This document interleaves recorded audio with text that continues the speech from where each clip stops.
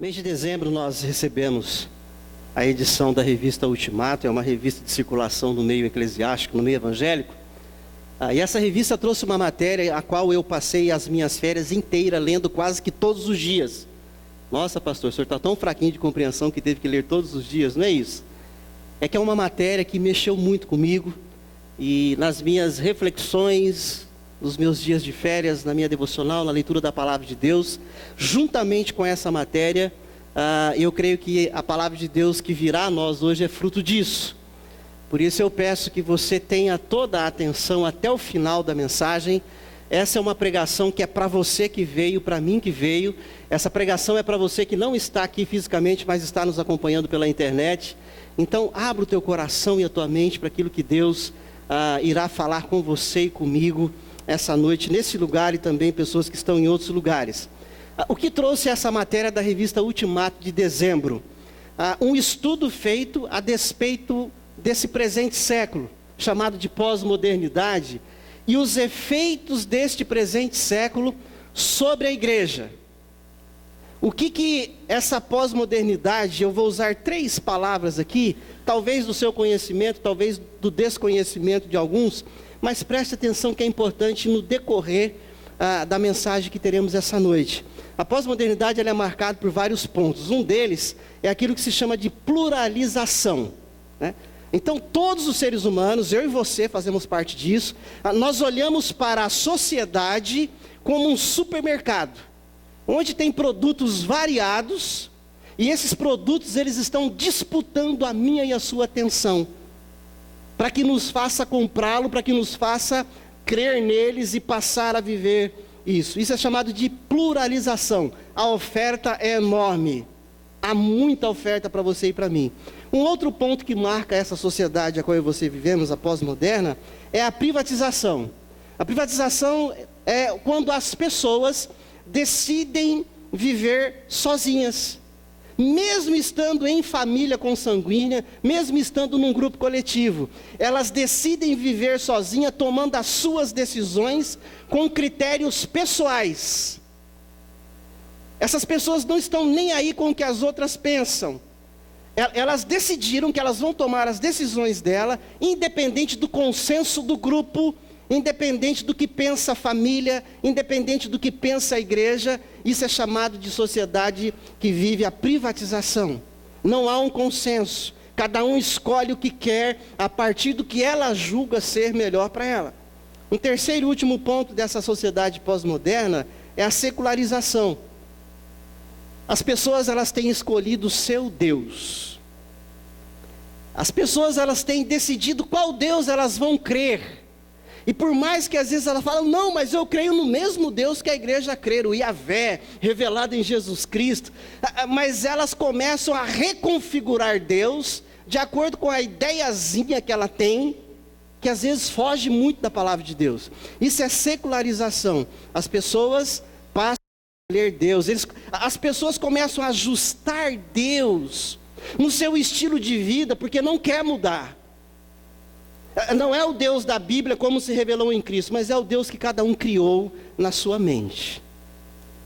Nessa reportagem, e essa matéria é de um presbítero da nossa igreja, lá em Brasília, o presbítero Rubem Amorese. Ele tem alguns livros a despeito de reflexão do comportamento da igreja, e nessa matéria ele cita um dos filósofos e sociólogos que trabalha a questão da sociedade líquida, que o pastor vira e mexe menciona aqui, que é o Zygmunt Bauman, quando ele trabalha a questão da sociedade líquida. E aí esse presbítero, ele cita Zygmunt Bauman e ele diz assim, olha, as redes sociais e o Facebook nos dão a sensação de proteção e abrigo do medo inconsciente do abandono. As pessoas vivem um medão de viverem solitárias, e elas acham que por estarem totalmente plugadas nas redes, nas mídias sociais, elas têm uma sensação de que elas não estão sozinhas, de que elas não estão abandonadas. Mas o autor da matéria continua dizendo assim, na verdade, muitas vezes, você e eu estamos apenas cercados de pessoas tão solitárias como você e eu. A matéria vai chegando no seu fim, e Rubem Amorese, ele cita um outro pensador chamado Samuel Vieira, quando esse homem faz uma leitura do mundo grego. Estou falando aqui de mais de 2000 anos atrás. No mundo grego, as pessoas não concebiam viver solitárias. As pessoas não concebiam ter realizações e serem felizes sozinhas. Na cultura do mundo grego, as pessoas tinham a necessidade, buscavam viver cada vez mais em coletividade. E no final da matéria, e isso aqui já é comprovado na saúde pública do Reino Unido, naquilo que se refere à Inglaterra e os países ali sob o domínio da Inglaterra, que é chamado Reino Unido, a saúde pública, depois que o pessoal do campo da neurociência fez um estudo de anos, sabe o que a Inglaterra, o Reino Unido já constata agora? Que morrem mais pessoas por causa de solidão do que gente que fuma 15 cigarros por dia. Abrindo um parênteses, ninguém está dizendo aqui, então fume e fique à vontade, porque o cigarro também mata. Mas no Reino Unido já morre mais gente por causa de solidão do que outras pessoas, do que outras causas. E a pergunta que eu quero fazer para você e para mim essa noite: será que você é uma pessoa que foi engolida e envolvida por essa sociedade pós-moderna, pluralizada, privatizada, secularizada? Pense nisso durante essa mensagem. Será que você foi picado por isso? Será que você está sendo influenciado por isso? E eu espero que essa mensagem, essa noite, que eu penso ser para mim, como vem sendo para mim, seja para você que veio, seja para você que não veio, que nos ouvem, aí nos assistem pela internet. Então abra sua Bíblia comigo, que o texto que Deus me deu no coração depois de ler a matéria, que esse texto não está na matéria, mas eu pensei e creio que Deus está nos dando esse texto de Atos, capítulo 2, e eu vou ler do versos 36 a 47. Atos, capítulo 2, versos 36 a 47. Você que já encontrou o texto, olha para cá, para o pastor de novo. Como eu disse no começo do culto, quando eu li o Salmo 122, Atos 2, de 42 a 47 é mais batido. Eu decidi retroceder um pouquinho e pegar do 36 até o 47 para termos uma compreensão melhor. Quantos conhecem esse texto aqui há tempo? Levanta a sua mão. Bem alto. Quem conhece? Pouca gente assim? Então, ok. Você que já conhece esse texto há um bom tempo, eu quero convidar você, assim como eu me convido a cada vez que eu me volto a textos conhecidos na Palavra de Deus, a entender da seguinte maneira: você e eu podemos ter esse texto muito claro na nossa mente. Mas o que eu oro essa noite, por mim e por você, é que esse texto desça da nossa massa cinzenta, desça da nossa cabeça, às vezes decorado, e venha para cá, para o coração. E isso reverbere em práticas do dia a dia de cada um de nós, para que de fato nós vivamos cada vez mais abençoados. Então preste atenção na leitura que faremos, versos 36 a 47 de Atos 2. Esteja absolutamente certa, pois toda a casa de Israel, de que a este Jesus que vós crucificastes, Deus o fez Senhor e Cristo.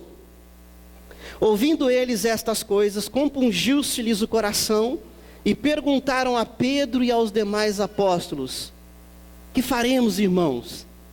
Eu vou dar uma parada aqui no texto já para ir conversando com você. Aqui mais de 3.000 pessoas se converteram numa pregação que Pedro fez, ao ar livre.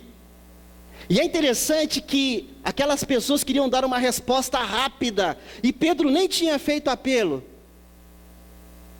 Vou voltar a ler, no final do verso 37. A Pedro e aos demais apóstolos perguntaram: que faremos, irmãos? Vocês, eu penso que já são pessoas convertidas a Jesus Cristo de Nazaré. Amém?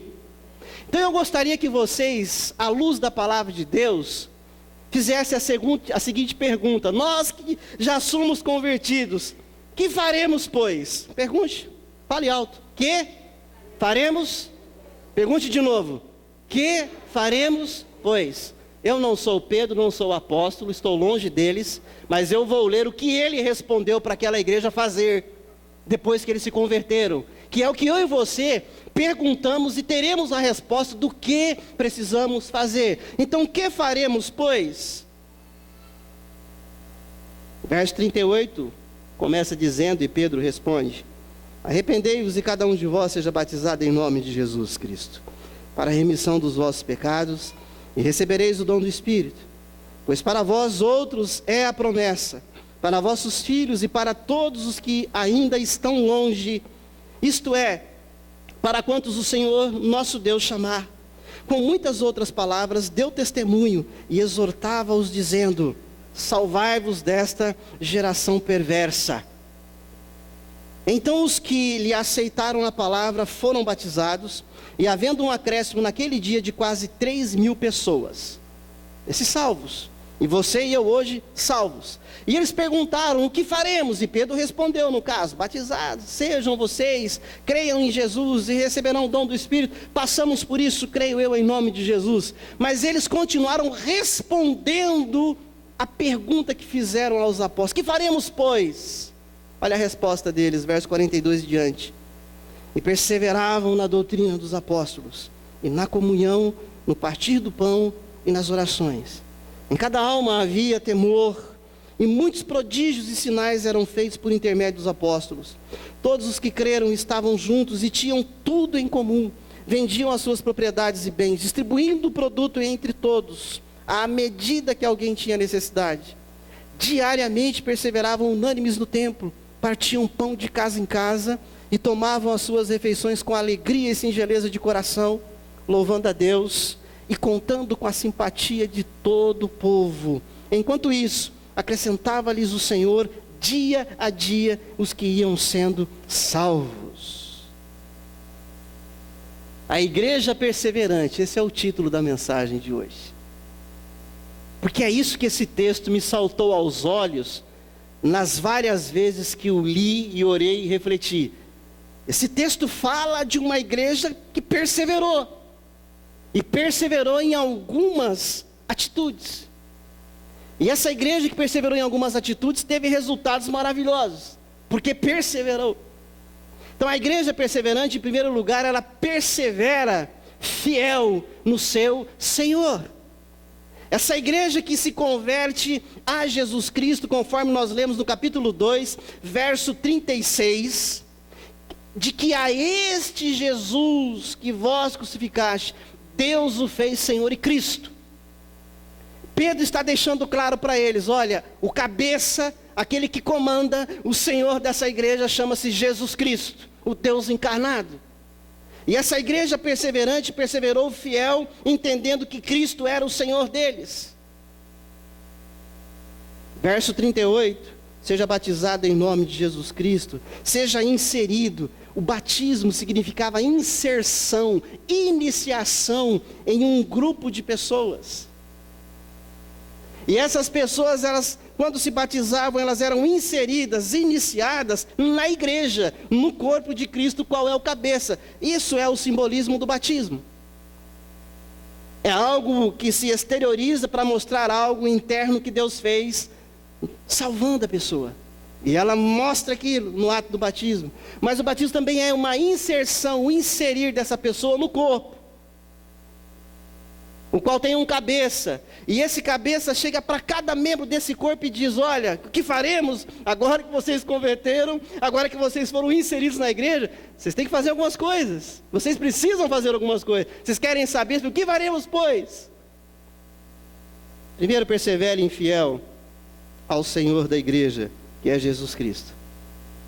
A igreja do primeiro século, essa qual Lucas, o autor da narrativa de Atos, escreve a palavra de Deus. A igreja do primeiro século, quando eu leio esse texto, eu tenho certeza que aquela igreja não estava contagiada pela secularização, aquele primeiro subtópico da sociedade pós-moderna de hoje. A igreja do primeiro século, ela não estava contagiada pela secularização de hoje, do mundo pós-moderno, século 21. Porque hoje muitas pessoas criam seus próprios deuses.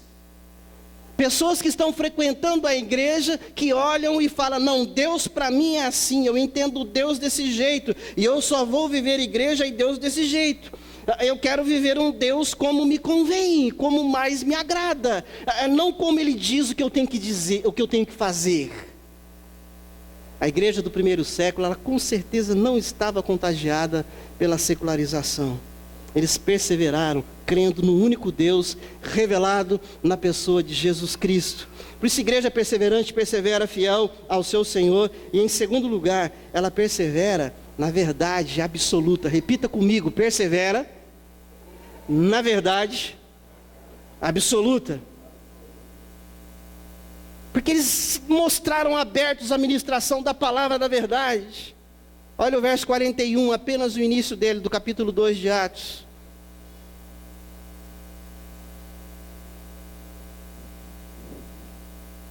Então, os que lhe aceitaram a palavra foram batizados. Sabe o que Pedro pregou naquela praça pública, ao ar livre?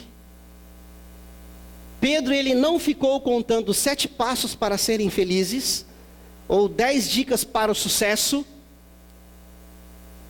Pedro, ele simplesmente citou as Escrituras. Durante a semana, se você quiser, leia o capítulo 2 de Atos. E você vai ver a pregação, o sermão de Pedro. Ele vem discorrendo todo o Antigo Testamento que prometia o Cristo. E falou, e esse que o Antigo Testamento prometia é esse que vós crucificastes. Esse é o Deus revelado. Esse é o Senhor da igreja. Esse ou essa é a verdade absoluta. A palavra pregada por Pedro naquele dia foi tão somente a palavra de Deus, mostrando aquele povo, eles buscavam perseverar nessa verdade absoluta, quando eles mostram que tem um coração quebrantado diante da palavra de Deus. Verso 37 do capítulo 2. Ouvindo eles estas coisas, continue lendo comigo apenas as 2 próximas expressões, vamos lá? Compungiu-se-lhes o coração. Um coração compungido. A palavra compungir é o verbo transitivo direto, que significa pesaroso, sensibilizado, arrependido. Aquelas pessoas, elas ouviram a palavra de Deus e elas não ficaram, não acredito, não gostei do que eu ouvi, isso vai mexer com a minha vida.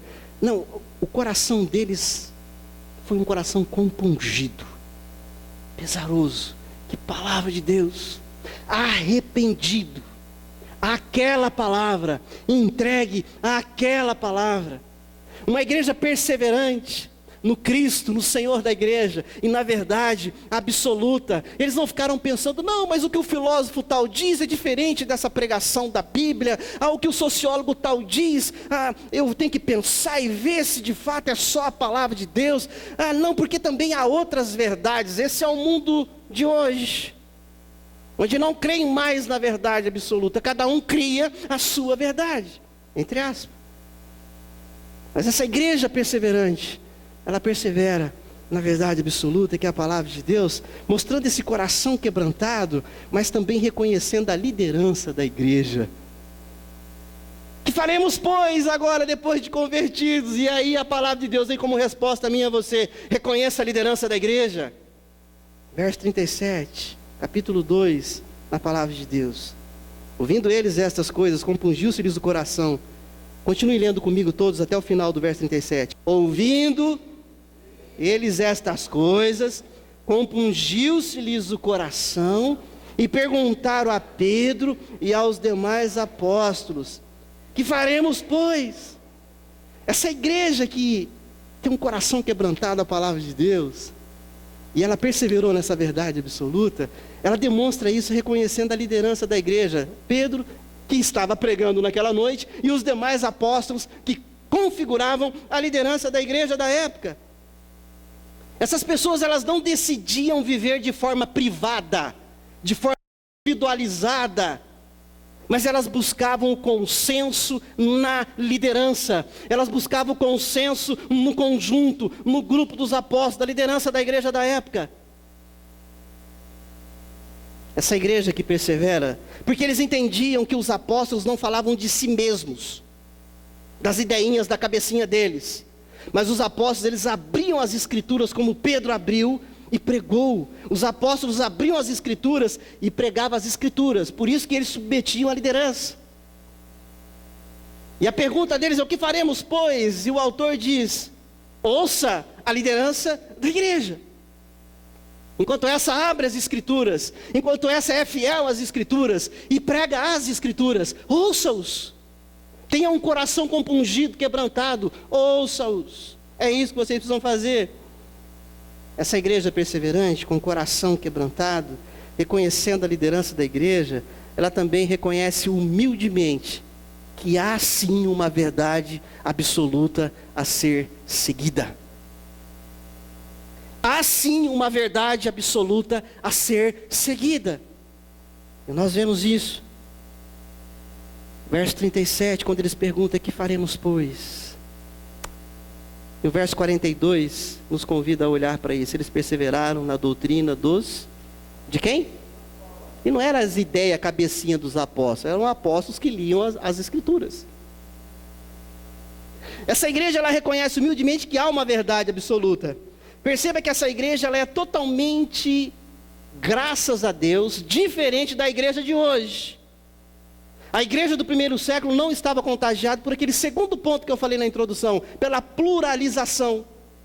A pluralização que hoje contagia grande parte da sociedade e da igreja hoje, nesse mundo pós-moderno, século 21, onde muitas pessoas passam a escolher outras verdades. Não, esse negócio de Jesus Cristo, esse negócio de Bíblia, não, tem outras religiões, não, tem outras verdades, não, tem outros pensamentos. Essa é a sociedade a qual eu e você vivemos inseridos hoje. E eu não sei o quanto você está sendo contagiado por isso. Ou se você de fato ainda crê que há a verdade, e que ela é absoluta, e que ela se basta, e que essa verdade chama-se Sagradas Escrituras, Palavra de Deus. Essa igreja, ela é perseverante no aprendizado da palavra de Deus. Que faremos, pois? Nos convertemos, ouvimos o sermão de Pedro, e agora fomos batizados, e todos fomos presenteados com o Espírito Santo de Deus, glória a Deus, aleluia por isso. Mas e agora, como que a gente vive igreja? Que faremos, pois? É a pergunta deles, e a palavra de Deus vem respondendo àquela igreja, e a você e a mim hoje. Verso 42 do capítulo 2 de Atos. E perseveravam na doutrina dos apóstolos. Aquela igreja, ela era perseverante na verdade absoluta, palavra de Deus, ensino, conhecimento das escrituras. Eles não se achavam sabedores de tudo. Aquelas pessoas, elas não se cansavam de ouvir a leitura e a exposição do mesmo texto bíblico. E olha que eles só tinham parte do Antigo Testamento, porque o cânon ainda ia acontecer do Antigo Testamento. Era só parte do Antigo. E hoje eu e você temos todo o Antigo e o Novo Testamento, 66 livros completos. Mas eles não se cansavam de ouvir a leitura e a exposição, muitas vezes de textos repetidos. Eles perseveravam lá, ouvindo a palavra de Deus, na doutrina dos apóstolos. Uma igreja perseverante é uma igreja que reconhece Deus como o único Senhor dessa igreja, e que persevera na verdade absoluta que é a palavra de Deus. Não começa a dar ouvidos a outras possíveis verdades. Terceiro lugar, a igreja perseverante, ela persevera no acolhimento. A pergunta que nós fizemos no começo e aqueles crentes fizeram: e aí, que faremos, pois? E agora que a gente se converteu, fomos batizados, estamos aqui, que faremos? Essa igreja perseverante, ela persevera no acolhimento. O autor fala: acolham, se vejam acolhidos e sejam acolhedores. Verso 38 do capítulo 2. Respondeu-lhe Pedro: arrependei-vos e cada um de vós seja batizado em nome de Jesus Cristo para a remissão dos vossos pecados, e recebereis o dom do Espírito Santo. A igreja perseverante que persevera no acolhimento é gente que ouviu a pregação da verdade absoluta, que ouviu a pregação da palavra de Deus, que é lida, aberta, exposta, e ouviram que foram amadas por Deus em Jesus Cristo. que os seus pecados foram perdoados em Jesus Cristo. Essa igreja que é perseverante na palavra de Deus, é essa igreja que se vê sempre acolhida, é uma igreja que não acha que perde a salvação por outras questões que vem a fazer, ela constantemente caminha como igreja de gente que se vê acolhida. Eu fui amado por Jesus, Pedrão pregou que eu fui salvo por Jesus Cristo, Lucas relatou aqui que todos vocês que crerem em Jesus Cristo, foi Deus quem fez isso. É gente que se vê acolhida, que se vê amada por Deus em Cristo Jesus. É gente que se vê acolhida não apenas pela salvação em Cristo Jesus, mas também por um presente, um dom, uma dádiva de Deus, que é o Espírito Santo que é derramado sobre todos igualmente. Verso 38, finalzinho dele diz: e recebereis o dom do Espírito Santo. Todos salvos em Jesus Cristo, só é salvo em Jesus porque o Espírito vem e faz a obra, e Ele passa a habitar, é dom, é presente de Deus, a mim e a você. A igreja perseverante, ela persevera, se vendo sempre acolhida, salva por Jesus, e acolhida igualmente, recebendo do mesmo Espírito Santo de Deus, para que lhes dê capacidade de viver como igreja. Essa igreja perseverante no acolhimento, não apenas de se verem acolhidas por Deus em Jesus, não apenas de se verem acolhidas e presenteadas por Deus com o Espírito que é derramado sobre eles, mas é uma igreja também que responde sendo acolhedora. Essa igreja que perseverou em acolher outras pessoas.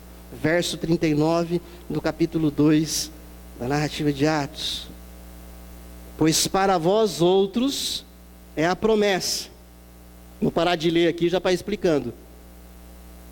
Pedro está pregando. Lucas narrou a pregação de Pedro. Pedro está dizendo para aqueles que foram salvos, estavam lá ouvindo e se arrependeram lá e perguntaram o que vamos fazer. Pedro diz assim: olha, a promessa é para vós outros, é para vocês todos. A promessa que eu li aqui no Antigo Testamento, que Cristo viria, Ele veio, salvaria e salvou, é para vocês todos, ok? Se vejam acolhidos, mas também perseverem no acolhimento. Olha o que ele continua dizendo no verso 39. Depois a promessa é para vós todos, é para vossos filhos, e para todos os que ainda estão longe, isto é, para quantos o Senhor nosso Deus chamar. Essa igreja perseverante no acolhimento, não apenas de ser grata a Deus e se ver como salvo, mas entender que tem muita gente que Deus ainda quer trazer para essa igreja, salvando em Jesus Cristo. Porque a pregação de Pedro, e ele estava ensinando aquelas pessoas: olha, a promessa não vai parar em vocês. A salvação não é apenas para vocês. O acolhimento não é apenas para vocês. É também para vocês. Mas é também para os filhos de vocês. E é também para todos quanto Deus ainda na soberania dEle vai chamar, vai salvar e vai trazer para congregar com vocês, para comungar com vocês. Olha o final do verso 41, quando as pessoas entendem a pregação da palavra de Deus. Então os que aceitaram a palavra foram batizados, havendo um acréscimo naquele dia de quase 3.000 pessoas. Eram 120, se eu posso dizer assim, o rol de membros da igreja primitiva. Quando você lê a história da igreja primitiva em Atos, capítulo 1, capítulo 2, você vai ver que eram 120 pessoas orando na casa. E esses 120 estavam ouvindo a pregação de Pedro, mas a multidão também que veio para a festa de Pentecostes estava lá na praça ouvindo. E em um dia Deus acrescentou 3.000 pessoas. Mas Pedro estava dizendo: sabe por quê? Porque a promessa não é apenas para vocês, é para os vossos filhos e para tantos outros quem Deus quiser chamar. Essa igreja perseverou, se vendo acolhida, mas também sendo acolhedora, se abrindo para as pessoas que Deus estava mandando para a vida deles. A igreja do primeiro século, ela não estava contagiada pela privatização, que eu falei lá na introdução da mensagem. Ela não estava contagiada por esse mundo pós-moderno, da privatização, onde as pessoas optam por não partilhar as suas decisões, onde as pessoas não se importam com o que o grupo pensa, não se importa o que será bom para o grupo, e que às vezes estar no grupo, mas sem se comprometer com o grupo. É Deus sempre salvando gente e trazendo gente para conviver com você e comigo, mas parece que a gente não percebe essas novas gente. Parece que a gente não acolhe de maneira firme essas novas pessoas. E a gente parece que tem uma dificuldade enorme de partilhar com essas pessoas. A igreja do primeiro século, ela entendeu que também era necessário e importante ir além de perseverar no acolhimento. Eu quero exemplificar isso aqui. Eu louvo a Deus porque uma das marcas que a nossa comunidade tem é de receber bem. E você vai entender hoje porque o pastor vai dizer, não fica bravo comigo não, tá? Mas acolher ainda tem muito para melhorar. Nós recebemos bem, as pessoas chegam, e eu sempre ouço daqueles que nos visitam, pastor, nossa, eu cheguei, eu fui percebido, me deram boa noite, me deram um abraço, me deram um beijo, um ósculo santo. Graças a Deus, a nossa igreja tem essa marca, recebe bem. Mas para acolher tem que melhorar muito ainda, acolhimento é diferente de receber. E é isso que eu quero que você e eu ouçamos e continuemos ouvindo aqui em nome de Jesus. Essa igreja de Jerusalém, ela foi desafiada para perseverar além do acolhimento. Em quarto e último lugar, é perseverar na comunhão e na partilha. Aí sim vai existir acolhimento e não apenas recepção. A igreja perseverante, ela persevera na comunhão e na partilha. O verso 42, e perseveravam na comunhão, depois da doutrina dos apóstolos. Eles perseveravam na comunhão. Que faremos, pois? Olha, vocês foram salvos, se convertidos em Jesus, mais de 3.000 foram salvos, se sintam acolhidos e acolham isso. Tá, mas e agora? Que faremos, pois? Perseverem, abençoados. Como? Na doutrina dos apóstolos. Que mais? Na comunhão. Perseverem na comunhão e na partilha com essas pessoas que Deus manda e as que já estão com vocês. Eles buscavam por relacionamentos. Eles viam a importância em estarem juntos. Na partilha do pouco do tempo que cada um tinha para dar tempo ao outro, dar ouvido ao outro. Na partilha do pão, convidando e recebendo outros para estarem em suas casas. Olha o verso 42. E perseveravam na doutrina dos apóstolos, na comunhão e no partir do pão. Partir do pão. Não, pastor, isso aí tem a ver com a Santa Ceia, esquece, tem nada a ver com Santa Ceia isso aqui não, tá bom? Isso aqui tem a ver com uma pessoa, outra pessoa, uma família falando assim, ô, abençoado, essa semana, vai tomar um café lá com a gente, quero compartilhar do pão com você, vamos lá em volta da mesa, tomar um café junto, vamos lá fazer um almoço, ou uma janta. Eu quero compartilhar com você um pouco desse meu momento em família, partilhando do pão com você, vamos lá. Eu quero me relacionar com você, eu preciso te conhecer mais e quero ser conhecido por você. Eles partilhavam o pão. Eles partilhavam o pão. Olha o verso 46, repete o 42. Diariamente perseveravam unânimes no tempo, continue lendo comigo. Partindo pão de casa em casa. E tomavam juntos as suas refeições. Aquele povo, eles tinham um culto no templo, eles tinham as reuniões de orações, mas eles tinham, durante a semana, o dia a dia deles, eles gostavam de estar juntos, eles perseveravam partindo do pão, chamando o outro para ir na casa, indo na casa do outro, se relacionando, aprofundando no relacionamento. De casa em casa, eles partiam o pão uns com os outros. A igreja do primeiro século, eu não tenho dúvida de que ela não estava contagiada por aquilo que eu e você estamos contagiados no século 21. Porque eles promoviam os encontros com os irmãos. Eles tomavam um café junto. Eles faziam refeições juntos. Eles almoçavam juntos. Eles jantavam juntos. Eles entenderam. Eles fizeram uma pergunta e não brincaram com a resposta da liderança da igreja. Que faremos, pois? Persevere, abençoado. Não é de vez em quando, só quando você quer. Persevera. Tem que ter perseverança. Parte o pão. Busque se relacionar. Se doe. Receba o outro. Busque viver junto. Perseveravam também na partilha do socorro, verso 45. Vendiam as suas propriedades e bens, distribuindo o produto entre todos, à medida que alguém tinha necessidade. Pastor, e agora? Perseverar na partilha e no socorro, entendendo o contexto daquela igreja, o contexto de hoje, é onde não existia rico demais a ponto que tinha pobre miserável sem o básico para ele viver. Aquele que tinha muito, ele dava um pouco para aquele que não tinha o básico para viver, para que não existisse nem riqueza demais e pobreza demais. As pessoas abriam mão um pouquinho do que tinha para que o outro tivesse o básico. Não é luxo, não é conforto, mas o básico. É uma igreja que, por se relacionar e partilhar tempo, partir o pão um com o outro, começou a ver que o outro não tinha um mínimo para a subsistência, não tinha o básico, ou estava passando por uma crise terrível. Então ele partilhava algo para que aquele pudesse continuar a viver debaixo da graça de Deus. E verso 46 me fala e te fala como que eles perseveravam. Não era obrigado.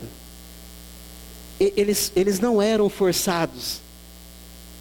Olha como era a perseverança deles. Diariamente, verso 46, diariamente, perseveravam unânimes no templo, partiam o pão de casa em casa e tomavam suas refeições. Agora termine de ler comigo todos, por favor. Com alegria. Até aí. Com alegria. Gente, esse povo era crente, hein? Eles não eram obrigados a fazer isso. Alegria, eles tinham prazer, satisfação em fazer isso. Eles tinham alegria. Não era pesaroso. Eles tinham alegria. Por isso que eu li o Salmo 122 no começo do culto, porque tudo no nosso culto é conectado, uma parte com a outra. Não é uma liturgia solta de qualquer jeito. Por isso que eu li o Salmo 122 no começo do culto. Alegrei-me quando me disseram, quando vamos? Pastor, dá até para ler, mas não dá para dizer que é totalmente verdade isso na minha vida. Porque às vezes eu vou emburrado, vou sem querer. Eu vou porque eu tenho que viver a minha religiosidade. Mas eu não estou muito afim não. A alegria se foi. Vira uma obrigação. Fica pesado, isso é horrível. E quem está passando por isso é tempo de orar e clamar a misericórdia de Deus, para que Ele restaure a alegria em você estar na casa do Senhor, não templo, parede, no ajuntamento com os salvos em Jesus Cristo. Eles perseveravam com alegria. Não era com pesar. Mas ainda continua a perseverança deles, no verso 46, uma outra forma que eles nos ensinam. Perseveravam com alegria, termine de ler comigo, e singeleza de coração. A palavra singeleza significa simplicidade. Eles eram simples. Ao mesmo tempo que tinha gente rica e gente pobre, eles eram simples.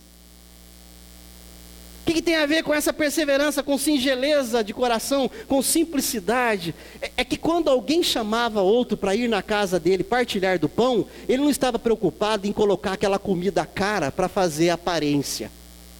Ele não estava preocupado se ele ia colocar uma bolacha de água e sal e um chazinho, porque eles tinham entendido a simplicidade do coração. Porque não era a comida em si ou como um fim em si mesmo, mas era estar com o outro. Eles compartilhavam com singeleza do coração.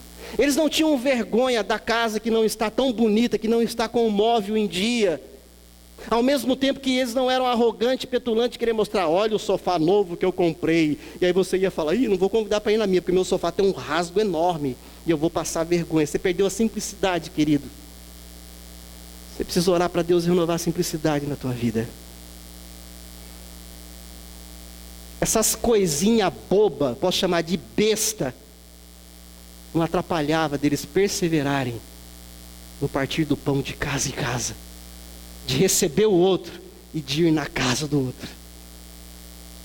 Isso era muito pequeno para impedi-los. Porque diz o texto da palavra de Deus que eles perseveravam com alegria e com singeleza, com simplicidade. Olha, eu não estou te chamando para ir em casa para mostrar o que eu tenho para comer ou o que eu tenho para morar. Eu estou te chamando para ir lá para você se relacionar comigo. E eu quero ir lá na sua casa para me relacionar com você. Não é para fiscalizar e ver o que você tem, para criticar ou para elogiar. E não espere que eu vá lá para isso. Se alguém espera, não fica bicudo que o pastor é assim. Viver com singeleza de coração. Essa igreja do primeiro século, com certeza, ela não estava contagiada com a igreja do século 21 de hoje, com essa existência pós-moderna da privatização, do individualismo, na qual as relações elas estão cada vez mais virtuais e superficiais. A maioria não quer mais estar junto, dá trabalho. Pastor, esse negócio de casa, esse negócio de receber o outro, esse negócio de ir na casa do outro, dá trabalho. Pois é, para eles não dava. Interessante, né? O que tinha de diferente neles lá?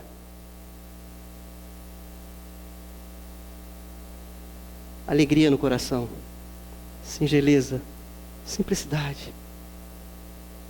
Dá trabalho. Eu não quero ter trabalho. Eu quero o seguinte, eu vou domingo lá na igreja, beleza, o senhor prega, o pessoal canta, e eu gosto ou não gosto e vou embora, mas esse negócio de se relacionar, não inventa isso não.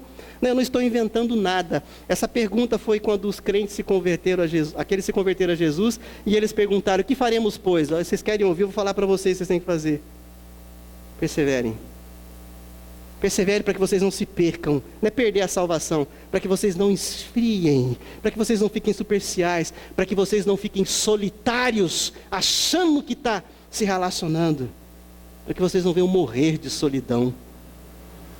Perseverem, perseverem, é o que a palavra de Deus disse àqueles irmãos. Essa igreja perseverante, que perseverava também nas orações, verso 42, a parte C, diz assim, e perseverava na doutrina dos apóstolos, na comunhão, no partir do pão e nas orações. Oração era algo crucial na vida daquela igreja. Tinha a ver com a vitalidade daquela igreja. É inconcebível um cristão que não quer viver vida de oração. O modelo da minha existência enquanto igreja e da sua é a palavra de Deus. E diz que aquela igreja perseverava também na oração. Aquelas pessoas faziam questão de estarem juntas e orarem juntas. Pastor, eu oro em casa. Com certeza, deve orar, porque se não orar aí é preocupante. Eu também oro em casa, sozinho como você. Mas aqui está falando de coletivo, de perseverança, de ajuntamento. Eles perseveravam também na oração. Não era uma obrigação, não era pesaroso. Ai, que chato, reunião de oração. Eu gosto de culto de domingo, só louvorzão. A reunião de oração, perdeu a simplicidade, perdeu a singeleza, perdeu a alegria. Ore para Deus restaurar isso na sua vida em nome de Jesus. Você precisa disso. Antes que você vire um iceberg, não é nem uma pedrinha de gelo, mas um iceberg. E aí depois fica se perguntando, o que está acontecendo comigo? O que eu fiz? Não é o que fez, é o que não faz. Tem que perseverar. Tem que estar junto com a igreja. Ontem na reunião do nosso presbitério, eu gosto de encostar em gente mais antiga para ficar ouvindo o que tem para dizer, porque eu gosto de aprender. E tinha um dos presbíteros lá de 85 anos de idade, e uma das coisas que ele foi falando, e eu ouvindo na hora do café, e ele falou para mim assim, Arnold, brasa espalhada não esquenta chapa, não frita bife, não faz churrasco. Vou repetir, brasa espalhada não esquenta chapa, não frita bife, não faz churrasco. Você quer ver o fogo pegar, você quer ver as coisas acontecer na vida da igreja, a brasa tem que estar junto. Tem que querer estar junto. Mas não é junto para fazer o que quer, é junto para fazer o que o cabeça da igreja mandou, que é Cristo. Perseverantemente, na verdade absoluta, no estudo da palavra, no partir do pão, na comunhão e nas orações.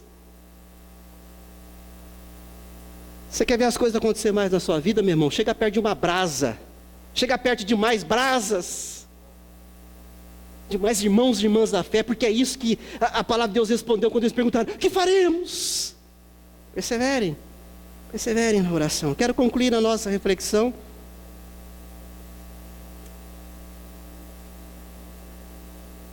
vendo o resultado da perseverança dessa igreja. Porque toda perseverança vem um resultado. O problema é quando começa a fazer as coisas e para no meio do caminho. Aí quer ver resultado, não vai ver. Tem que ter perseverança. Olha o resultado dessa igreja, verso 47. Louvando a Deus e contando com a simpatia de todo o povo. Essa igreja que decidiu viver perseverante,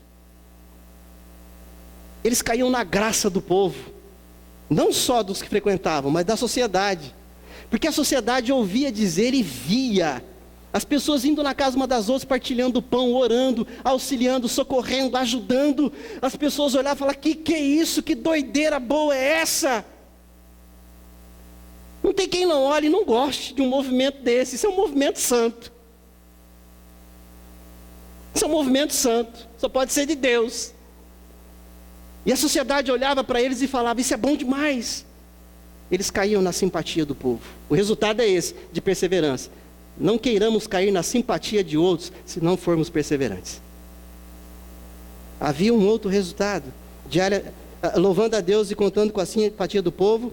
Enquanto isso, eu aprendi na hermenêutica que quando a palavra diz então, ou enquanto isso, fala assim: olha, porque tudo isso anteriormente estava sendo vivido, porque então tudo isso era prática na vida deles, acontecia isso. Final do verso 47, enquanto isso, terminem de ler comigo todos, bem alto.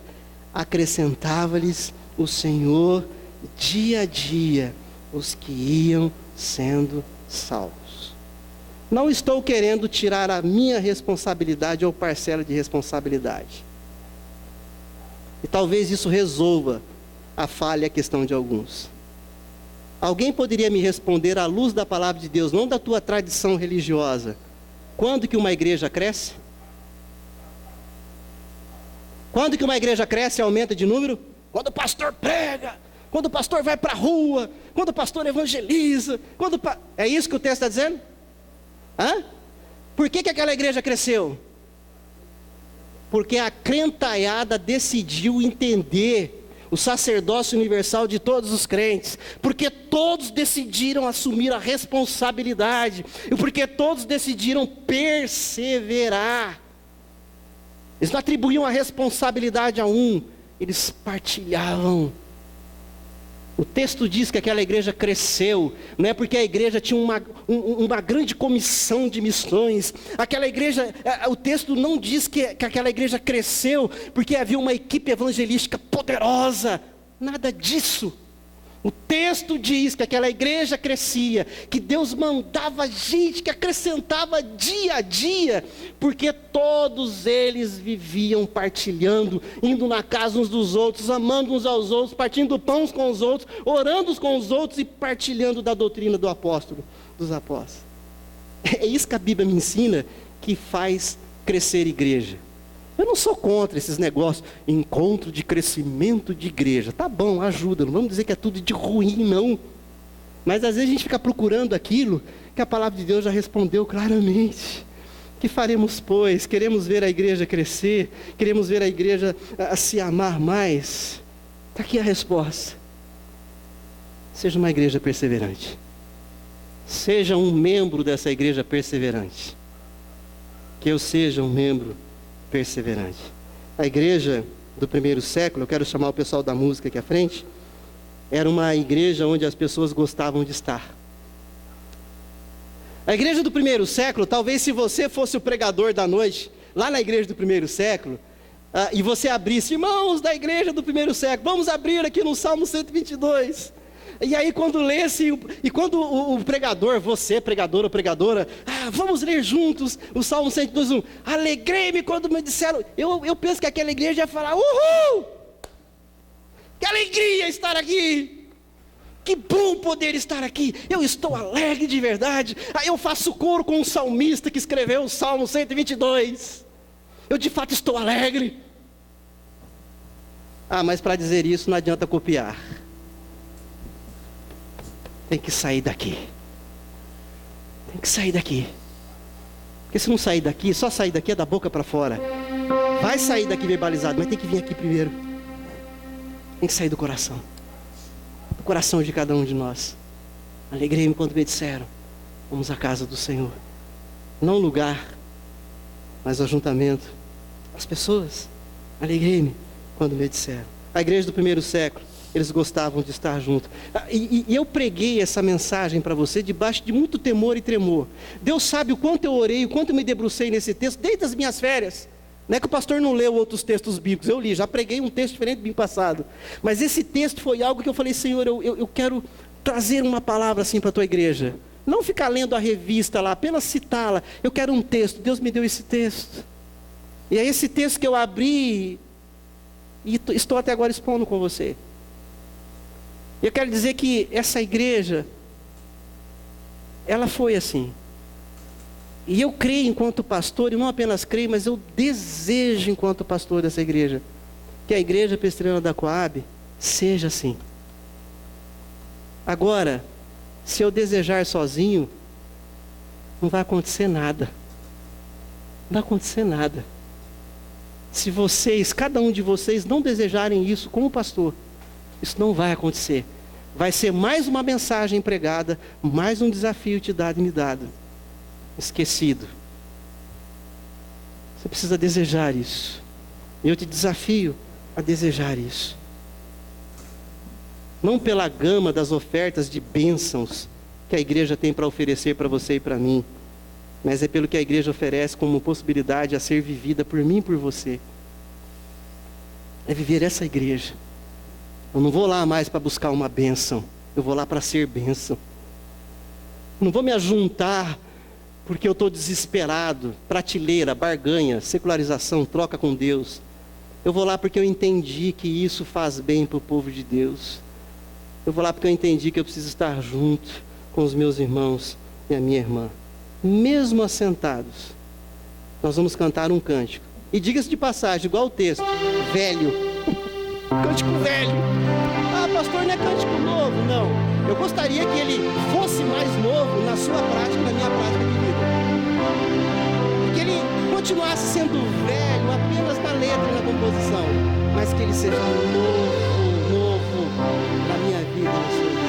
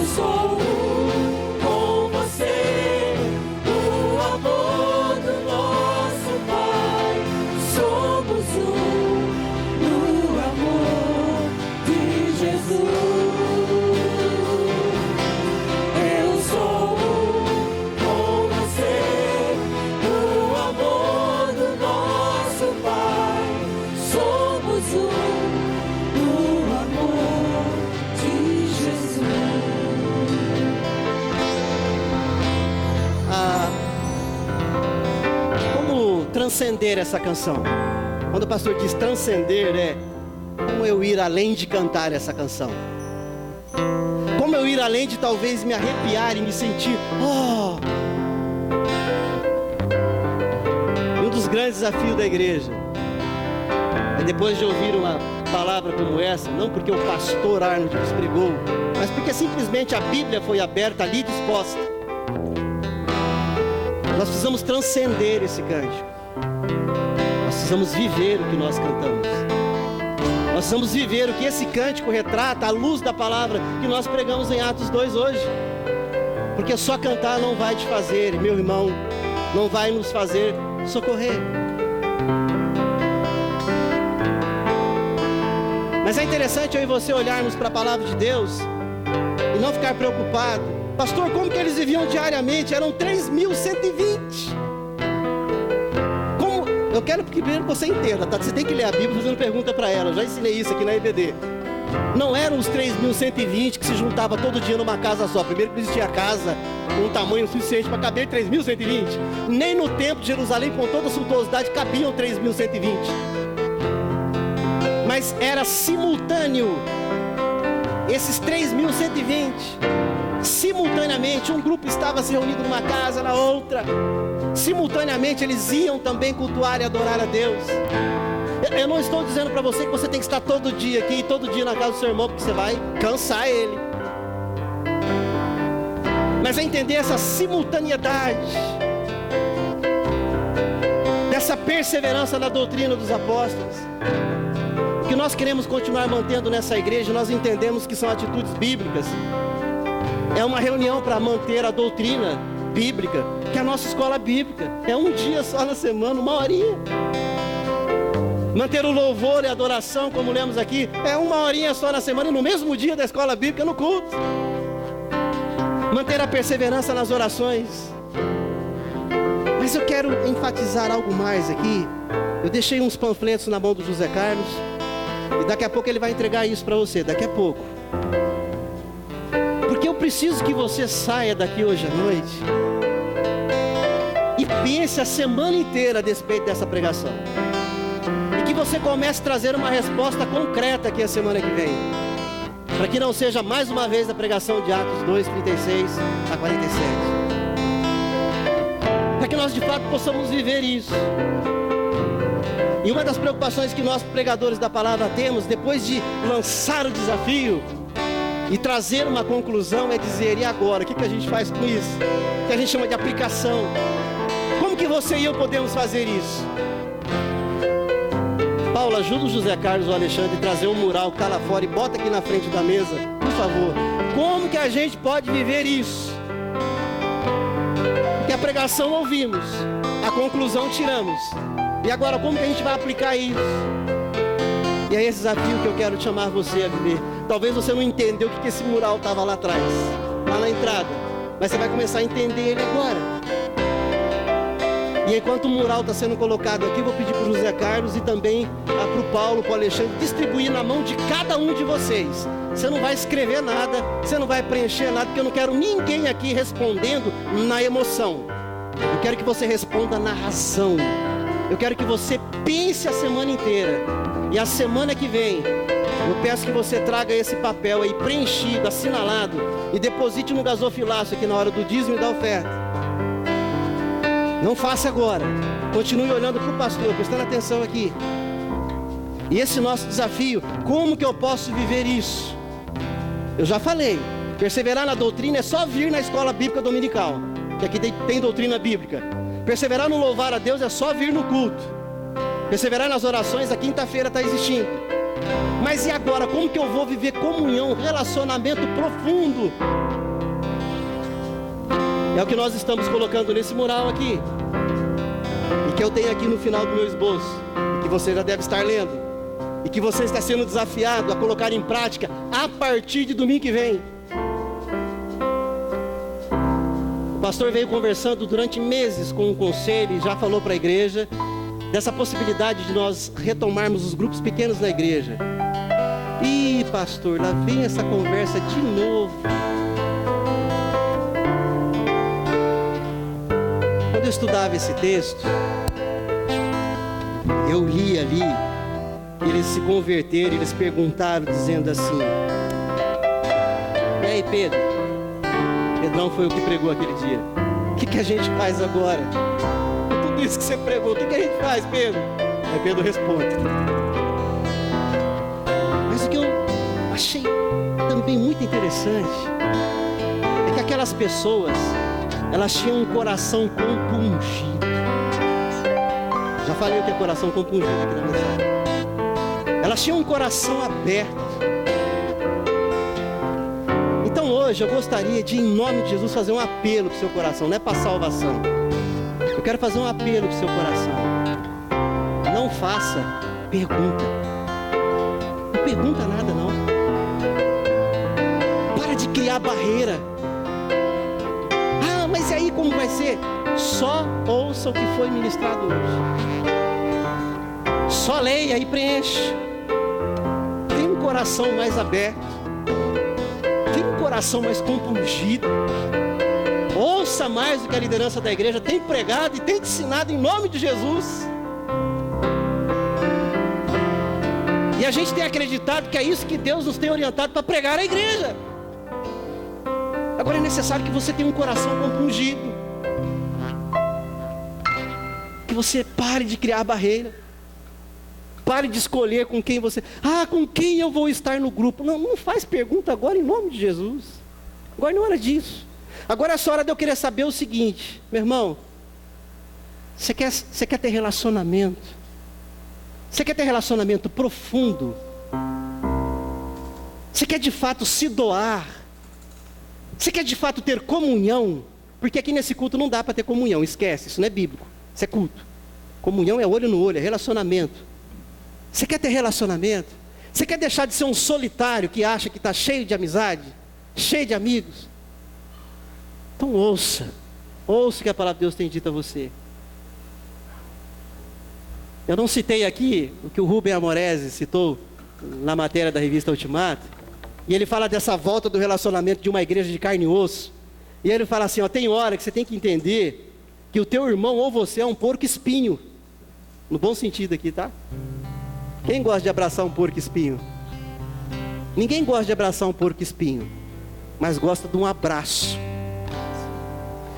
E o Rubem Amorese, ele diz assim, nessa matéria da revista, você tem que entender que junto com o abraço, às vezes pode vir uma espetada. E não dá para escolher com quem você quer.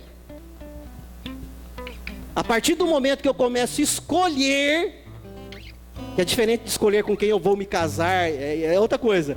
Mas a partir do momento que eu começo a escolher com quem eu quero orar, com quem eu quero me relacionar e amar em Jesus Cristo, eu estou fora da palavra de Deus. É entender e simplesmente dizer, eu quero me relacionar.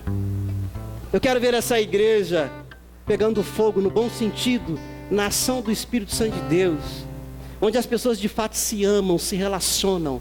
E o como, o pastor está tentando, na limitação miserável dele, dizer para você como, do jeito que a Bíblia diz, de casa em casa. Nós temos um grupo pequeno na nossa igreja funcionando hoje. Em algumas reuniões eu estou lá nas confraternizações deles. E eles sabem o privilégio que eles têm de estarem assim. Agora, não é apenas esse grupo a igreja da Aquário. Somos todos nós. Somos todos nós. Como isso vai acontecer? Isso vai acontecer daqui a um tempo, não é agora. Não pensa que a semana que vem você vai colocar aqui e já vai ter que estar num grupo, não. Mas enquanto pastor eu quero ganhar o meu tempo e o tempo dos meus presbíteros, dos presbíteros da igreja, melhor dizendo, e daqueles que eu quero ter à frente de cada grupo. Eu pensei assim, eu vou treinar uma equipe para cuidar de grupo pequeno. Mas aí depois eu pensei, mas e se o povo não quiser grupo pequeno? Eu vou perder meu tempo treinando líder. Então eu decidi começar ao contrário. Eu quero chegar diante dos presbíteros da igreja e diante de outras pessoas, dizendo assim, olha, eu quero me reunir uma vez por semana com vocês, para treinar vocês, para capacitar vocês, porque a nossa igreja tem um monte de gente aqui querendo fazer parte de grupo pequeno. Entenderam? Eu não quero perder tempo mais com algumas coisas. Nosso tempo é precioso. Mas eu quero investir tempo treinando gente que sabe que tem gente querendo ter relacionamento. E tem gente querendo viver em grupo pequeno. Por isso que nós colocamos aqui algo que eu aprendi nos meus estudos e olhando outras igrejas. Não tem o dia certo. Você conseguiu ler e entender isso aqui? Não preciso pintar, colorir não, né? Não preciso colorir isso aqui não, certo? Então... a verdade é o seguinte, a minha intenção não é nem colocar você num bico de sinuca, numa expressão que diz sem saída. Não, a ideia do pastor não é essa. A ideia do pastor é propor possibilidade de você ser bênção e ser abençoador. E de ser abençoado.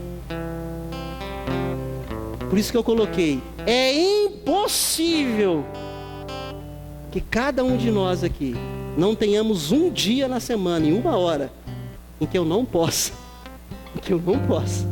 me relacionar com outro grupo de pessoas. Eu penso que não. É no domingo à tarde, de manhã? É na segunda à noite? Segunda de manhã, segunda à tarde, terça de manhã, terça... Que dia e que hora, abençoado, que você pode dizer para Deus: eu quero me relacionar, eu quero orar, eu quero estar com um grupo pequeno de pessoas. Que dia que você pode fazer isso?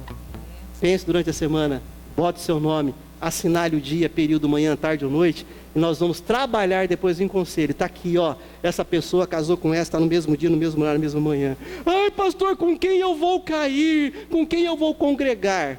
Com quem o Espírito Santo de Deus colocar para tratar de você e para você ajudar ele. Entendeu isso? Com quem ele quiser. Com quem ele quiser. É assim que Deus quer tratar comigo, com você. E aí a gente vai poder cantar de fato: como é precioso, irmão, estar bem junto a Ti, andarmos lado a lado com Jesus, e expressarmos o amor que um dia Ele nos deu. Toca, Arthur, de novo, a partir da aliança no Senhor. E você cante isso mesmo assentado. Olha aqui diz o texto, o cântico, aliança. Aliança no Senhor, eu tenho com você. É aliança mesmo? Essa aliança, ela vive sendo quebrada, ou ela tem perseverança? Eu sou livre pra te amar. Você é livre mesmo? Não tem preconceito para estar com algum irmão ou irmã da igreja. Só um pouquinho, segura agora aí, ó. Ó, aqui. Atenção aqui. Eu sou livre para te amar e para te aceitar. E para fazer o quê? Te pedir? Perdoa-me. Meu irmão, não tenho dúvida que eu chateio e magoo algumas pessoas aqui. Eu não me vejo perfeito. Mas quando alguém diz que isso aconteceu, eu quero dizer: perdoa, irmão. Ah, pastor, às vezes o seu abraço vem com espinho, tá? Mas o abraço vai. Ah, aquele irmão lá tem espinho, tá? Você também tem. Você acha que você é isento de espinho? Você se acha tão bom assim? Alguém se acha tão bom assim? Você se acha tão melhor que o outro que você não pode estar com o outro? Seja livre em nome de Jesus para dizer para o teu irmão que você o ama, não da boca, mas se relacionando. Seja livre para dizer, para te aceitar. Eu te aceito, meu irmão, para viver nesse grupo comigo do jeito que você é. Vivendo exortação e admoestação em amor em Cristo Jesus. Onde vai ter tratamento, onde vai acontecer relacionamento. Agora a gente vai cantar em pé junto. Aliança no Senhor em diante. Te convido a se colocar em pé. Vamos cantar juntos. Depois nós vamos orar e clamar a bênção de Deus. Aliança no Senhor, eu tenho com você. Não existem mais barreiras em meu ser. Diga de verdade. Eu sou livre pra te amar, pra te aceitar e para te pedir. Perdoa-me, irmão. Diga: eu sou um. Eu sou um com você, no amor do nosso Pai. Somos um no amor de Jesus. Mais uma vez, eu sou um com você. Eu sou um com você, no amor do nosso Pai. Somos um no amor de Jesus. Que Deus possa olhar para você e para mim durante essa semana inteira. E a minha oração é que o Espírito Santo de Deus queime a tua consciência a semana inteira. Quem diz amém? E você dizendo amém ou não amém, o Espírito Santo faz o que ele quer, tá bom? Então saiba disso. E eu vou orar para que o Espírito Santo de Deus queime a tua consciência e te faça lembrar do que é uma igreja perseverante e do que a Bíblia diz quando eles perguntaram: o que faremos, pois? Faça isso, persevere em nome de Jesus. Vem que vem, eu quero ver mais pessoas aqui na hora do dízimo, não só porque vão trazer o dízimo, mas colocando aqui esses papéis. As suas perguntas você vai poder me fazer durante o tempo. Por isso, só ouça que a liderança da igreja te prega a luz da palavra de Deus. Feche seus olhos. Pai, nós oramos mais uma vez essa noite. E eu te agradeço, Deus, por essa comunidade de fé Eu te agradeço por cada irmão e cada irmã aqui.